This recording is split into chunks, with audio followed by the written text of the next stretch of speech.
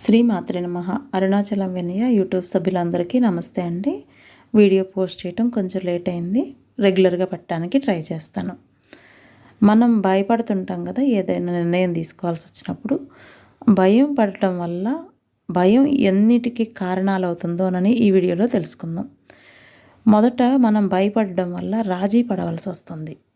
రాజీ పడడం అంటే ఉన్న జాబ్ మానేసి కొత్త జాబ్లోకి వెళ్ళాలి అని అంటే ఈ జాబ్ పోతుందేమో అనే భయపడినప్పుడు అక్కడ రాజీ పడి అక్కడే చేసేయాలి జాబ్. లేదు, భయం వల్ల ఎప్పుడు కూడా ఏమవుతుంది, మనలోని ప్రతిభ అంతా అణచివేయబడుతుంది. మనకు వచ్చే అవకాశాలు రాకుండా చేస్తుంది. అది మన వాస్తవ శక్తి సామర్థ్యాలను తెలుసుకోకుండా భయం అనేది ఆపేస్తుంది అని గుర్తించాలి. మన జీవన ప్రమాణాల్లో రాజీ పడేలాగా కూడా చేస్తుంది. అంటే ఇంతకన్నా బెటర్ జాబ్కి మనం ట్రై చేయాలి అని అనుకుంటాము, కానీ భయపడిపోతుంటాము ఈ ఉన్న పోస్టు గురించి. అలా కాకుండా రాజీ పడడమా భయపడడమా అనేది మీరు తెలుసుకోవాలి. ఒక చేంజ్ తీసుకురావాలి లైఫ్లో అంటే, ఉన్న లైఫ్ స్టైల్ నుంచి చేంజ్ తీసుకురావాలంటే నేను రాజీ పడుతున్నానా భయపడుతున్నానా, రాజీకి భయానికి తేడా తెలుసుకొని మీరు డెసిషన్ తీసుకోవాలి ఎప్పుడు కూడా. రెండోది, మనం భయం ఎప్పుడైతే వదిలేసేసామో కోరుకుంటున్న దాన్ని సాధించేందుకు చాలా నిర్భయంగా ముందరకు అడుగు వేయాలి. అంతేగాని మళ్ళా మనం భయం ఉండి నిర్ణయం తీసుకొని అవుతుందో కాదు అనుకుంటా ఉంటే మళ్ళీ రిజల్ట్ రాదు మనకు. అక్కడ కరెక్ట్ రిజల్ట్ రావాలి అంటే కరెక్ట్ నిర్ణయం తీసుకోవటం కాదు, తెలుసుకోవాలి.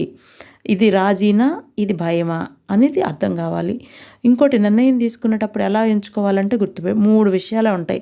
ప్రతి ఒక్కరికి ఈ 3 మార్గాలే ఉంటాయి, చిన్నవాళ్ళకైనా పెద్దవాళ్ళకైనా.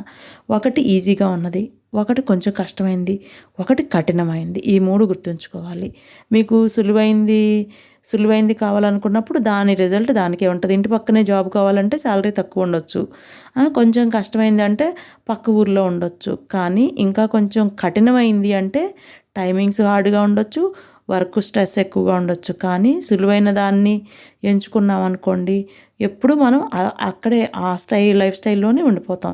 కష్టమైన దాన్ని కనుక మనం తీసుకున్నాం అనుకోండి, ఇంకొంచెం లైఫ్ స్టైల్ వేరేగా ఉంటుంది.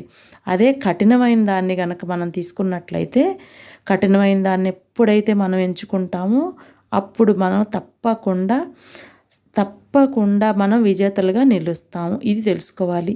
ఎప్పటికీ కూడా 23, 35 ఏజ్ అనేది ప్రతి ఒక్కరికి చాలా విలువైంది. ఈ 12-15 సంవత్సరాల్లో